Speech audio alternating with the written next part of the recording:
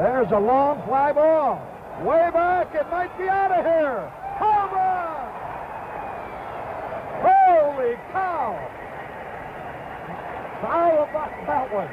Mickey Lolich, with one of the lowest lifetime batting averages in Major League history, has just hit one out of the ballpark.